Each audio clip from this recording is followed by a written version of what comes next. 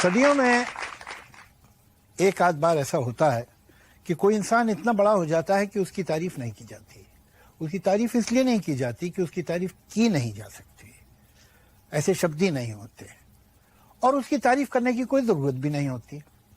कोई नहीं कहता है कि शेक्सपियर बहुत अच्छा राइटर था, कोई नहीं कहता है कि माइकल एंजेलो बहुत अच्छे स्टैचू बनाता था, कोई नहीं कहता है कि बीथोवन क्या म्यूजिक बनाता था, कोई नहीं कहता। शेक्सपियर नाम ही अपने अंदर तारीफ है। उसी तरह से मैं समझता हूं कि जिससे आज हम बात कर रहे हैं, जिससे आज हमें मिलने का सौभाग्य मिला है, उसका नाम ही उसकी तारीफ है। आप किसी इंसान की इससे ज्यादा क्या तारीफ कर सकते हैं किसी सिंगर की कि आप कहें कि वो लता मंगेशकर है।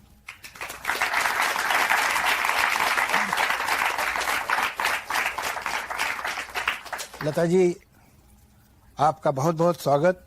और सबसे पहले न सिर्फ मेरी तरफ से बल्कि हिंदुस्तान के करोड़ों इंसानों की तरफ से जो आपसे और आपकी आवाज़ से मोहब्बत करते हैं, आपकी 80th बर्थडे की बहुत बहुत बधाई। आप यूं ही गाती रहें और हम लोगों के दिल जीतती रहें। बहुत बहुत शुक्रिया। आज मुझे ये इज्जत मिली है कि मैं आपसे कुछ अपनी तरफ से, कुछ दूसरों की तरफ से सवाल करूं। और एक वो बहुत मशहूर म्यूजिकल फिल्म थी साउंड ऑफ म्यूजिक, उसमें एक लाइन बड़ी अच्छी थी, let's start from the very beginning, a very good place to start. तो हम भी बिगनिंग से ही करते हैं। हम सब जानते हैं कि आप का संबंध म्यूजिक से दो तरह से है, आपके खून में भी है और घुट्टी में भी है। तो जिस माहौल में आप पली बढ़ी, जिस पिता की आप सुपुत्री हैं, हर तरफ म्यूजिक ही था। तो बहुत बचपन में आप कहाँ से, किस उम्र में पहली बार आपको महसूस हुआ कि मैं गा सकती हूँ, मैं गाऊंगी? जावेद साहब, हमारे घर में म्यूजिक तो सारा दिन चलता था, क्योंकि पिताजी गाते थे। उनके पास सीखने के लिए लोग भी आते थे। उनकी ड्रामा कंपनी थी और उसके रिहर्सल्स वगैरह होते थे, तो गाने ज़्यादा होते थे। तो मैं हमेशा सुनती थी और पिताजी के सामने नहीं गाती थी। मैंने क्या किया था, हमारे घर में किचन जो था, बहुत बड़ा किचन था, और उस किचन में एक बर्तन रखने का स्टैंड था। मैं उस पे चढ़ के बैठती थी और माँ अगर कुछ बना रही हो तो मैं उसको अपना गाना सुनाया करती थी। अच्छा। जोर जोर से। पिताजी की कुछ बंदिशें या सैगल साहब का गाना, क्योंकि मुझे सैगल साहब बहुत पसंद थे। तो मेरी माँ कहती थी तुम मेरा सर मत खा, चली जा यहाँ से। तो मैं उसको सुनाया करती थी।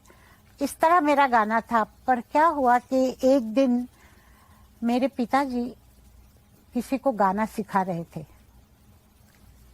और शाम का वक्त था, तो मेरे पिताजी ने कहा कि तुम जरा रियाज करो, मैं जरा जाके आता हूँ।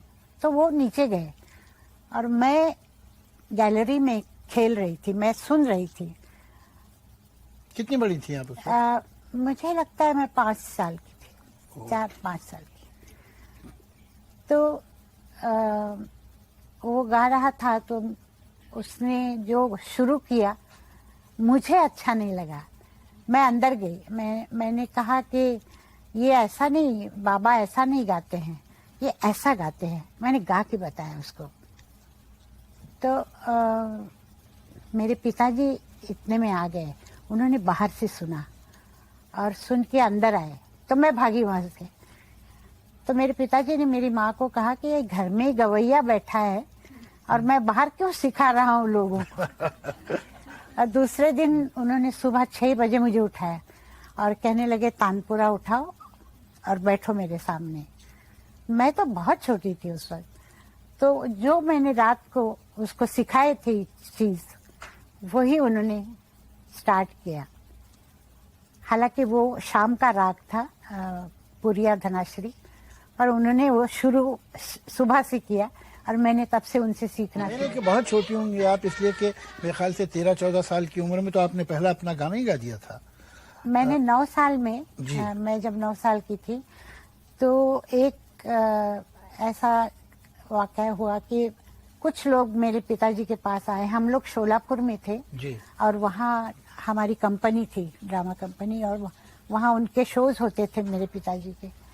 तो मैं खेल रही थी तो उन्होंने आके कहा कि दीनानाथ राव, हम लोग चाहते हैं कि आपका एक क्लासिकल प्रोग्राम इसी थिएटर में करें। तो बाबा ने कहा ठीक है करो। और वो जाने के बाद मैं बाबा के पास गई। मैंने कहा मैं आपके साथ गाना चाहती हूँ। तो उन्होंने कहा तू क्या गाएगी, तो तू तो इतनी सी है, तुझे आएगा भी नहीं सब गाना। मैंने कहा मैं गाऊंगी जरूर। तो कहने लगे कौन सा राग गाएगी।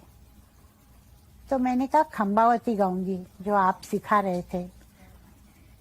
तो कहने लगे अच्छी बात है। और रात को जो शो था हमारा, तो मेरे पिताजी ने कहा तू पहले गा।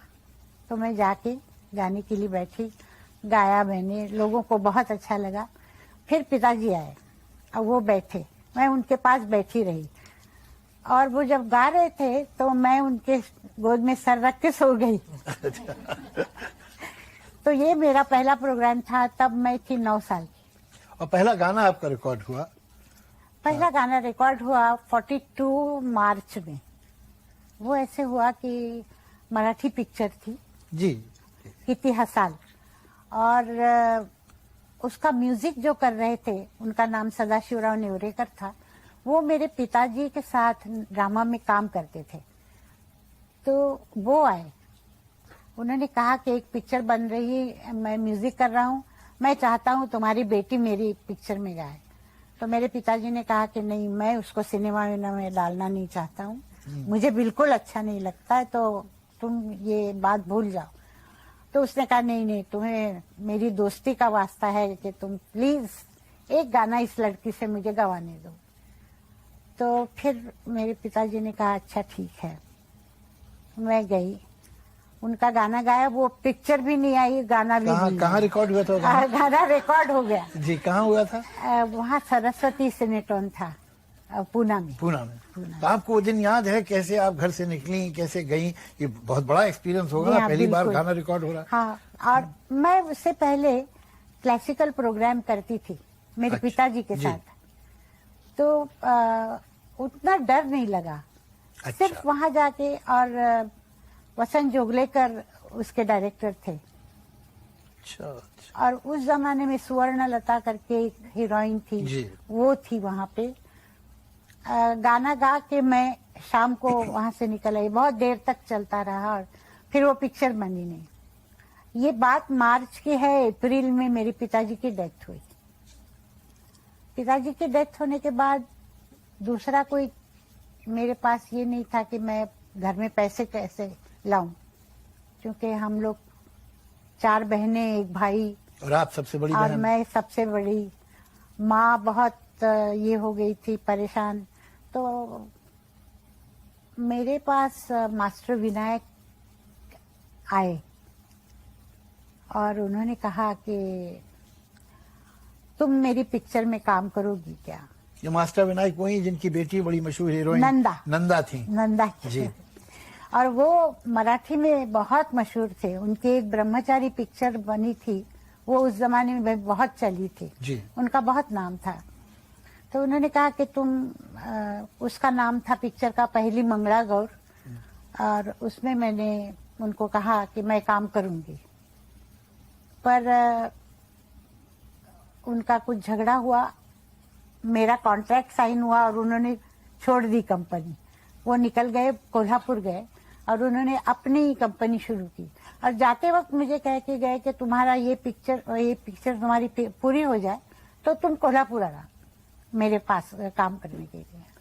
मैंने कहा ठीक है। तो 3 महीने लगे उस पिक्चर को और 300 रुपए मिले मुझे पिक्चर के।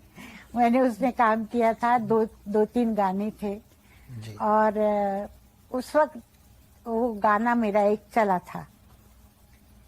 तो वहां से मैं कोल्हापुर आई और कोल्हापुर में मास्टर विनायक के यहाँ मैंने नौकरी।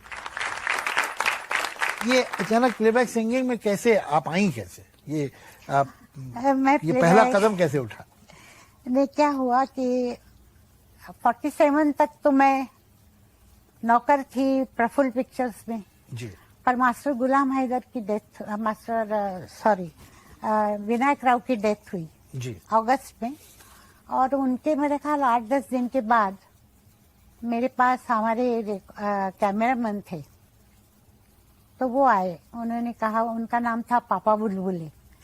उन्होंने कहा, लता एक म्यूजिक डायरेक्टर हैं, उनका नाम है बाली, कुछ हरिश्चंद्र बाली, तो वो तुमसे गाना लेना चाहते हैं, पर तुमको सुनना चाहते हैं। मैंने कहा चलिए। मैं उनकी मोटरसाइकिल पे बैठ के गई सेंट्रल स्टूडियो, और उन्होंने मुझे सुना और फिर कहा कि मैं तुमसे गाने लूंगा। मैंने कहा ठीक है। और उनका मैं गाना रिकॉर्ड कर रही थी, तब एक्स्ट्रा सप्लायर होते हैं ना, जी जी जी वो एक पठान था, जी उसने मुझे बाहर से सुना, जी और उसने जाके मास्टर गुलाम हैदर साहब को कहा कि एक कोई नई लड़की आई है, तो उसको आप बुलाइए।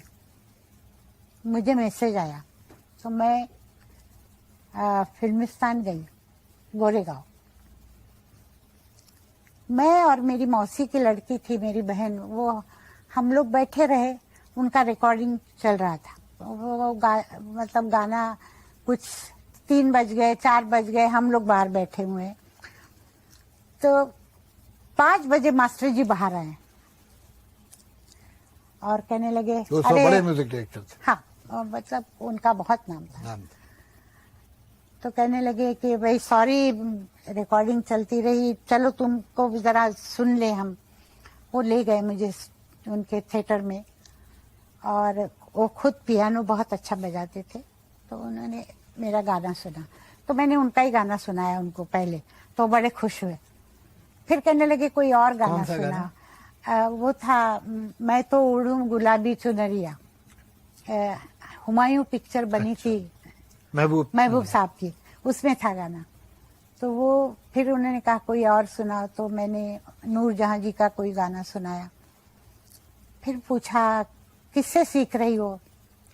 मैंने कहा अमानत खान साहब से। वो उनके दोस्त थे, कहने लगे बहुत अच्छा है, सीखो और मैं तुमको गाना दूंगा। तो उन्होंने मुझे बुला के गाना रिहर्सल करना शुरू किया, पर उससे पहले उन्होंने मेरी आवाज रिकॉर्ड की और एस मुखर्जी साहब को सुनाई। जी।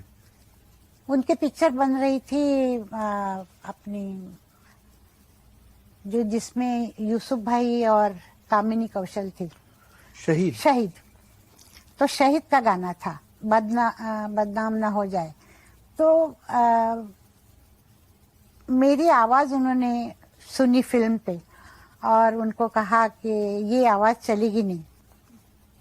मुखर्जी साहब ने कहा कि बहुत पतली आवाज है, हमारी हीरोइन को मैच नहीं करेगी। तो मास्टर जी को बड़ा गुस्सा आया, गुलाम हैदर साहब को। कहने लगे अच्छी बात है, ठीक है। मुझे कहा चलो मेरे साथ। मैं उनके साथ चल पड़ी। हम लोग पैदल स्टेशन पे गए और स्टेशन बहुत नजदीक था फिल्मिस्तान के। मैं वो और मेरी बहन वो खड़े थे हम लोग। उनके हाथ में 5-5 का डब्बा था, उस पे ताल दे के उन्होंने कहा जरा गाओ तो बेटा। तो गाना गाया उन्होंने, दिल मेरा तोड़ा हो मुझे कहीं का न छोड़ा तेरे प्यार ने, ये गाना था। तो वो गाया, मैंने साथ में गाया। कहने बहुत अच्छा, यही मैं चाहता हूँ, चलो। ले गए मुझे और वहां जाके मुझे रिहर्सल शुरू किए और 2 दिन के बाद रिकॉर्डिंग की। कहने लगी इस पिक्चर में तुम हीरोइन के गाने गाओगी। और उसमें मुनव्वर सुल्ताना थी, उसकी आवाज बहुत भारी थी। हालांकि मेरी आवाज उसको सूट नहीं कर रही थी, कामिनी को कर सकती थी पर उसे नहीं सूट कर रही थी। फिर भी उन्होंने मेरे सब गाने लिए और वो पिक्चर चली उस वक्त और मेरे गाने चले। वो जब गाने रिकॉर्ड हो रहे थे तब मुझे अनिल विश्वास जी ने सुना, उन्होंने बुलाया। खेमचंद जी ने सुना, उन्होंने मुझे बुलाया और इस तरह से मैं वहाँ सबके गाने मैंने गाए। कोई भी आर्टिस्ट हो, चाहे वो सिंगर हो, वो पोएट हो, वो म्यूजिशियन हो, वो पेंटर हो, जब वो शुरू करता है काम तो उस पर अलग अलग तरह के इन्फ्लुएंस होते हैं। आप पे आपके पिताजी का इन्फ्लुएंस होगा, उस जमाने के वो सिंगर जिन्हें आपने एडमायर किया होगा उनका असर होगा, लेकिन धीरे धीरे फिर इंसान अपनी आवाज, अपनी पहचान ढूंढता है। वो कौन सा गाना था, वो कौन सा स्टेज था आपके करियर का जब आपको लगा कि आपने अब लता मंगेशकर को पहचान लिया है, ये है लता मंगेशकर? जावेद साहब, जब काम शुरू किया मैंने एज ए प्लेबैक सिंगर, तो दिमाग में एक ही बात थी कि गाना है, जो भी गाना आए गाना है, और मैं गाती रही। और मुझे सीखने मिला, जैसे मास्टर गुलाम हैदर थे, वो मुझे कहा करते थे कि लता गाने के बोल जो है उसको समझो, उसके लिए तुमको थोड़ी उर्दू या हिंदी आनी चाहिए और उस पे तुम ध्यान दो।